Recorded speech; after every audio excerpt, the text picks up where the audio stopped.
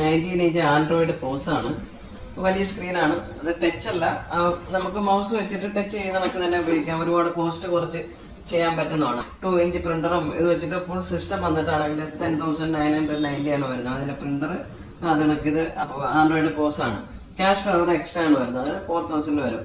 അപ്പൊ ഇതില് നമുക്ക് വളരെ ഫാസ്റ്റ് ആയിട്ട് ബില്ല് ചെയ്ത് എടുക്കാൻ പറ്റുന്നതാണ്. ഇപ്പൊ നമുക്ക് നോക്കാം, നമുക്ക് ഇതിനൊക്കെ ഐറ്റം സെലക്ട് ചെയ്ത് കൊടുക്കുക, ചാർജ് ചെയ്യുക. വിതിൻ 5 സെക്കൻഡിൽ നമുക്ക് ബില്ല് ചെയ്യാം. ഇപ്പൊ കസ്റ്റമർ എത്രയാണ് തന്നു, ഇപ്പൊ അത് കൊടുത്താൽ 700 ആണ് തന്നെങ്കിൽ അതിന്റെ ബാലൻസ് അവിടെ കാണിക്കും. നമുക്ക് ബില്ല് പ്രിന്റ് ചെയ്ത് കണക്ക് നിങ്ങളെ ഷോപ്പിന്റെ ലോഗോ, അഡ്രസ്, ഇമെയിൽ ID ഇതെല്ലാം വെച്ചിട്ട് വളരെ ക്ലിയർ ആയിട്ട് പ്രിന്റ് ചെയ്ത് ബില്ല് കസ്റ്റമർക്ക് കൊടുക്കാൻ പറ്റും. അത് കണക്ക് നമുക്ക് ഇതെല്ലാം സെറ്റ് ചെയ്യാനും ഇതിൽ തന്നെ ഓപ്ഷൻസ് ഉണ്ട്.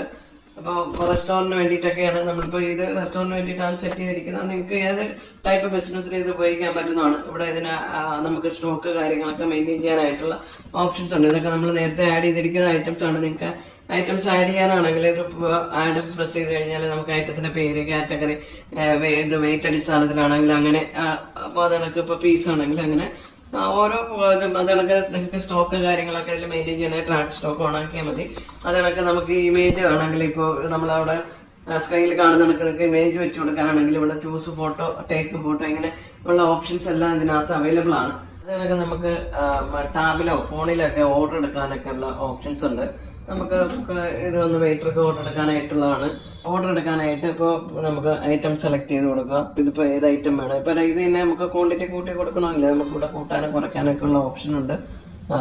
അതുകൂടാണ്ട് നമുക്ക് കസ്റ്റമർ വൈസ് വേണമെങ്കിൽ നമുക്ക് ഇവിടെ ചെയ്യാനുള്ള ഓപ്ഷൻ ഉണ്ട്. ഇത് ഇപ്പോൾ ടേബിൾ വൈസ് നമ്മൾ ഓർഡർ എടുക്കുകയാണ്. അപ്പോൾ ആ ടേബിൾ ഏതാണെന്ന് വെച്ച് കഴിഞ്ഞാൽ ടേബിൾ ഇപ്പോൾ ഒന്നാണെങ്കിൽ ടേബിൾ ഒന്ന് സെലക്ട് ചെയ്ത് കൊടുക്കുക. നമ്മളിപ്പോൾ ടേബിൾ വൈസ് ഓർഡർ എടുക്കണം. നമുക്ക് അതേ പ്രിന്ററിൽ തന്നെ വേണമെങ്കിൽ കണക്ക് പ്രിന്റ് ജനറേറ്റ് ചെയ്യുക. ഇത് KITക്കുള്ള പ്രിന്റാണ്. അപ്പോൾ അതിൻ്റെ ടിക്കറ്റ് നമ്പർ, ടേബിള് എല്ലാം അതിലും വരും ഐറ്റത്തിൻ്റെ. ഇത് കണക്ക് നമുക്ക് സെയിം ടൈം നമുക്കിവിടെ നിന്നിട്ട് നമുക്ക് നോക്കിയാൽ നമുക്ക് ഇവിടെ തന്നെ കാണാനും പറ്റും. ഈ വലിയ സിസ്റ്റത്തിൽ തന്നെ നമ്മളിപ്പോൾ എടുത്ത ഓർഡർ എന്താണെന്നുള്ളത്, ഇപ്പോൾ ടേബിൾ ഓൺ ബുക്ക്ഡ് ആണ്, നമുക്കിവിടെ കാണാൻ എന്തൊക്കെ ഐറ്റം ഉണ്ടെന്നുള്ളത് നമുക്കിവിടെ കാണാനും പറ്റും. ഫോണിൽ ഓർഡർ എടുക്കാനായിട്ട് നമുക്ക് സിമ്പിളായിട്ട് ഇത് കണക്ക് ടച്ച് ചെയ്ത് കൊടുത്താൽ മതി. നമുക്കിവിടെ എല്ലാ മെനു കൂടെ നമുക്ക് കാണാൻ പറ്റും. അത് കണക്കിട്ട് സേവ് ചെയ്ത് കൊടുക്കുക.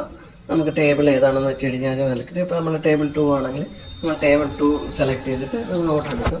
അപ്പോൾ നമുക്ക് അതിൽ KIT പ്രിന്റ് വരും.